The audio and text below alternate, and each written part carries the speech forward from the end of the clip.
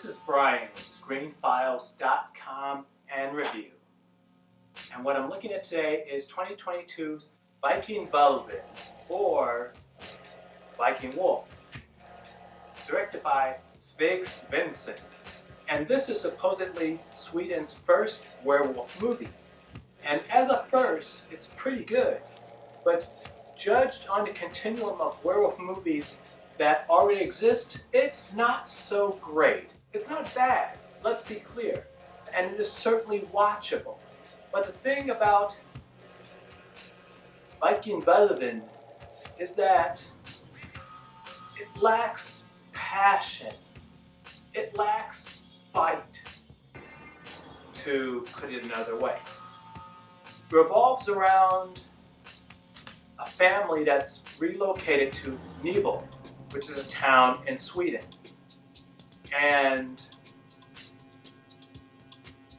Thale is very much not accustomed to small town life. She doesn't hate it, but it's very much not something she is used to. And she happens to go to the bay with a bunch of people she's met at school, and there is an attack by this creature. They don't originally know what it is, but they come to learn that it was a wolf. And this is where I think Vikingulven makes its first mistake, in that the werewolf in this movie is nothing other than a werewolf. By which I mean, if you've seen movies like Ginger Snaps, or Ginger Snaps 2, or numerous other werewolf-based movies, the werewolf represents something.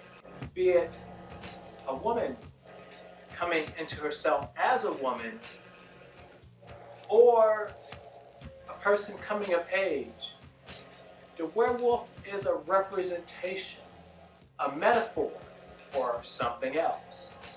In Vikingulven, it is exactly what it seems. There's no nuance, and that's fine in and of itself.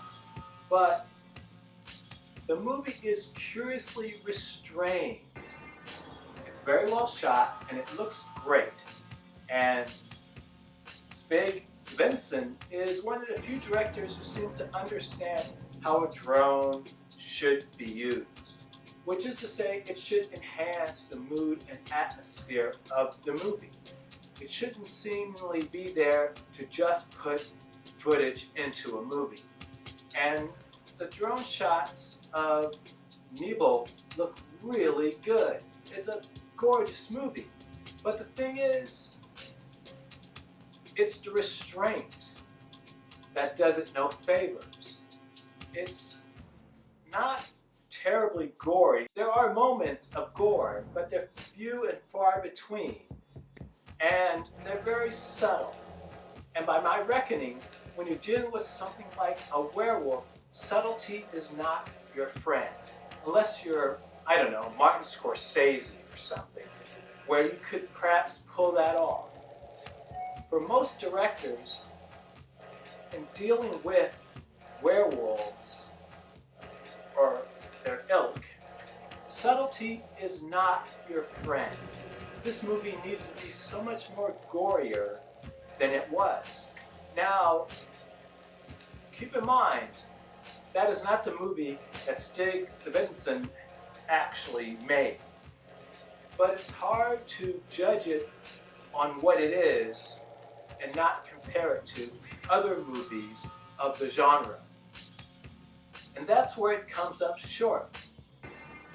The werewolf itself is primarily CGI, though there are practical instances of it, such as when it is killed and when you see close-ups of its head.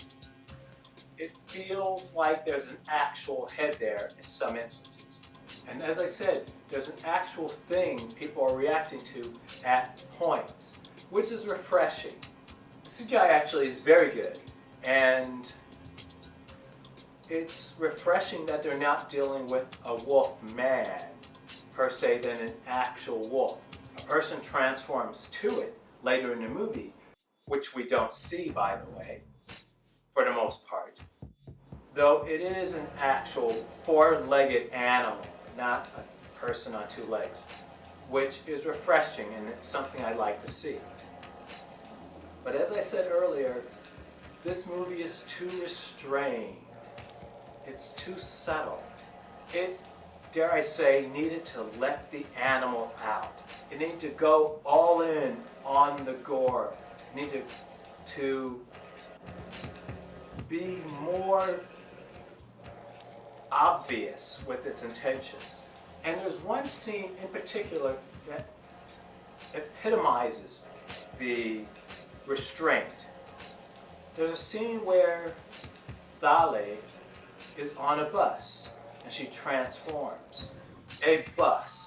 Keep in mind that in that space she's trapped and she has to make her way out of it. So therefore, there are people she has to go through. There are so many opportunities in that scene to be very, very gory and violent. And my God, I'm so American. In any case, that scene in particular could have been gonzo, but it's not. There's hints of transformation, implications of violence, and that's it. And the scene moves on. It is, once again, a pity and a missed opportunity. And the restraint of this movie is what makes it so, dare I say, underwhelming. Now, that's not to say bad. It's certainly watchable. But it's not willing to take enough chances. It's not terribly atmospheric. It tries, to be fair. It tries. But it doesn't succeed. It's not terribly atmospheric. It's not terribly gory. It's not terribly violent. And so, Viking Wolf is, for a country's first werewolf film, is fine. But, once again, these things are judged on a continuum. It's not the only werewolf movie. And if you judge it on being a werewolf movie, Viking Wolf, or Vikingulven, is not a great movie. If only it had invested more in what it was trying to do and say, it would have been excellent. In fact, if someone like Tommy Wakola had directed Viking Wolf, this movie would have been bonkers, because Tommy Wakola is not afraid to make that step and seemingly understands what it means to create an American-style horror film. Though maybe Vikingulven was never intended to be that.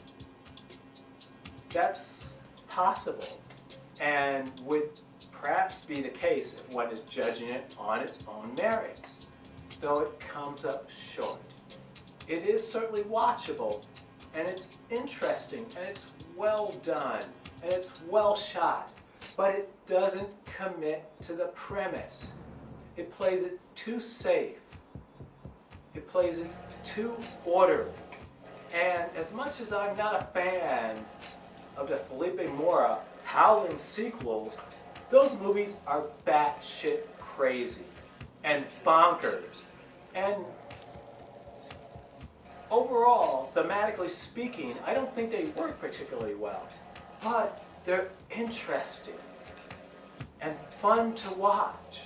Vikingulven is not really. So what do you think? This is Brian with ScreenFiles.com and Review. Do you agree, disagree? Let me know down below.